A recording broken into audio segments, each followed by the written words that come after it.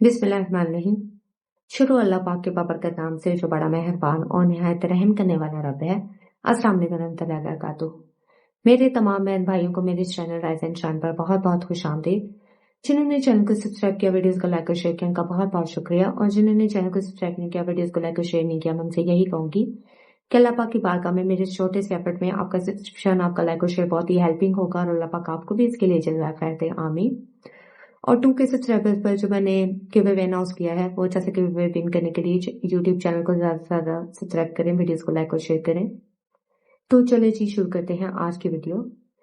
अल्हम्दुलिल्लाह, आज भी अल्लाह पाक का एक बहुत ही खूबसूरत दिन है और आज भी हम सब पर अल्लाह पाक अपना करम और फजल ऐसे ही कायम रखे, आमीन। आज जिस छोटे से मौजू पर मैं आपसे गुफ्तगू करना चाह रही थी, वो मौजू है कि अल्लाह पाक की बारगाह में सच बोलने वाले इंसान का क्या मुकाम है और कैसे अल्लाह पाक उसकी जिंदगी को बदलता है जब वो सच की आदत को अपनाता है।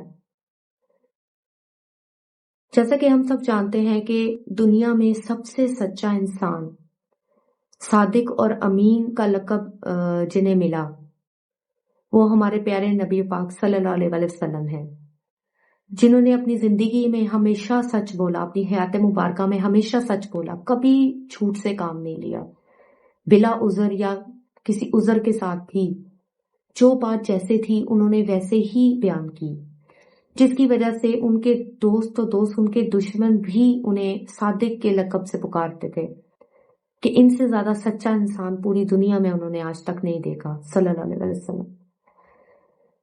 और आप सल्लल्लाहु ने हमेशा यही तलकीन की कि अगर इंसान जिंदगी में सिर्फ एक आदत को अपना ले, सच बोलने की आदत को, तो उसकी जिंदगी की तमाम बुराइयां खुद ब खुद खत्म होती चली जाएंगी। सच बोलने में ऐसी बरकत है, ऐसी ताकत है। जैसे खाना पीना, सोना, नमाज पढ़ना, कुरान पढ़ना भी एक इबादत है, ऐसे सच बोलना भी एक इबादत का हिस्सा है।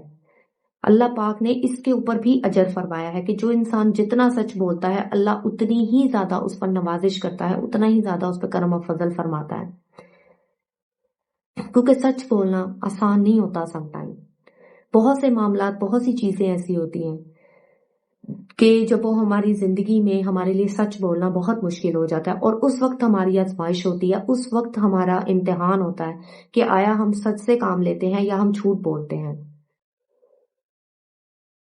मैंने बहुत से लोगों को देखा है कि जो बिला वजह भी झूठ बोलते हैं, जिस चीजों का कोई मकसद भी नहीं होता, उनके ऊपर भी झूठ बोल रहे होते हैं। उनको ऐसी झूठ की आदत पड़ जाती है, ऐसी बीमारी लग जाती है कि वो छोटी छोटी बातों पर भी झूठ बोलते हैं। और जब बड़े झूठ बोलते हैं तो बच्चे भी उनको देखकर वही आदतों को अपनाते हैं, क्योंकि जाहिर बात है जो वो बड़ों को करता देखेंगे वही बच्चे भी सीखेंगे। तो इसी तरह ये झूठ की आदत जो है वो नस्ल दर नस्ल शिफ्ट होती जाती है। अगर किसी का अल्लाह का किसी पर करम और फजल हो जाए, नजर रहमत हो जाए, तो कोई इस आदत को हमेशा के लिए खत्म भी कर सकता है। लेकिन मोस्टली कॉमनली अगर आप देखें तो ऐसा ही होता है कि हम आम जिंदगी में भी छोटी छोटी बातों पर झूठ बोलते हैं। अगर कोई बाहर मिलने के लिए आ गया तो बच्चों को कह दिया, अंदर खुद बैठे हुए हैं तो कह दिया कि उनसे जाके कह दो कि हम सोए हुए हैं या हम घर पे नहीं है। तो ये हम क्या कर रहे हैं? हम अपने बच्चों को झूठ सिखा रहे हैं। अगर आपने नहीं मिलना तो आप साफ साफ बता दें या कोई ऐसा उज़र पेश कर दें कि जो लॉजिकल हो या जो वैलिड हो, लेकिन झूठ कम अज कम मत बोलें। तो बहुत सी मिसालें हैं इस चीज की कि हम अपनी डेली रूटीन में, डेली लाइफ में जो है वो कितना झूठ से काम लेते हैं। नबी पाक सल्लल्लाहु अलैहि वसल्लम ने हंसी मजाक में भी झूठ बोलने से मना फरमाया है कि हंसी मजाक में भी झूठ मत बोलो। तो सच बोलने की कैसी ताकत है, कैसी रहमतें हैं, कैसी बरकतें हैं, क्योंकि सच जब इंसान बोलता है तो उसे सच को छुपाना नहीं पड़ता, क्योंकि सच सबके सामने होता है।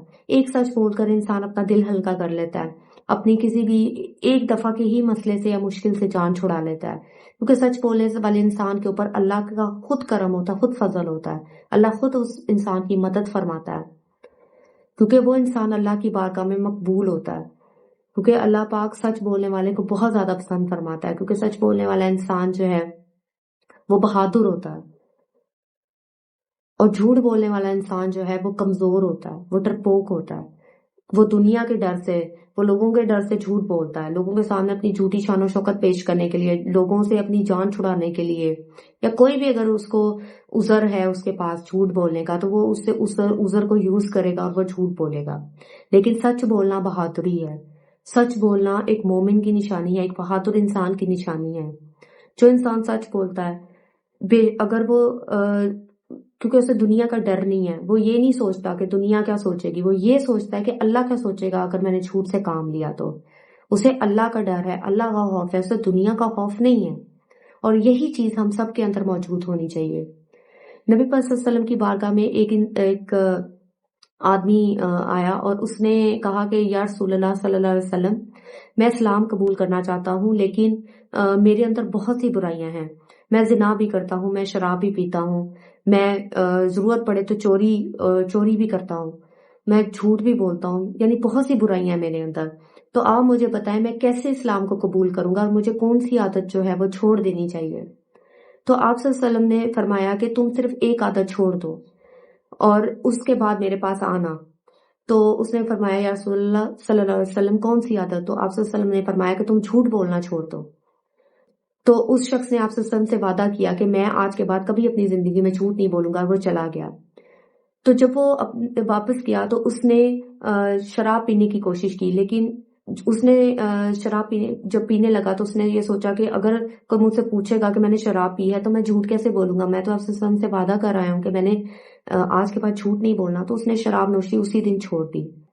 پھر جب وہ زنا کی طرف گیا تو پھر اس کے زنا کرنے سے پہلے پھر اس کے دل میں خیال آیا کہ جب کوئی کسی کو پتہ چل گیا تو میں جھوٹ کیسے بولوں گا، میں نے تو آپ صلی اللہ علیہ وسلم سے وعدہ کیا ہے کہ میں نے جھوٹ نہیں بولنا۔ تو اس نے اس عادت کو بھی ترک کر دیا، اس عادت کو بھی چھوڑ دیا۔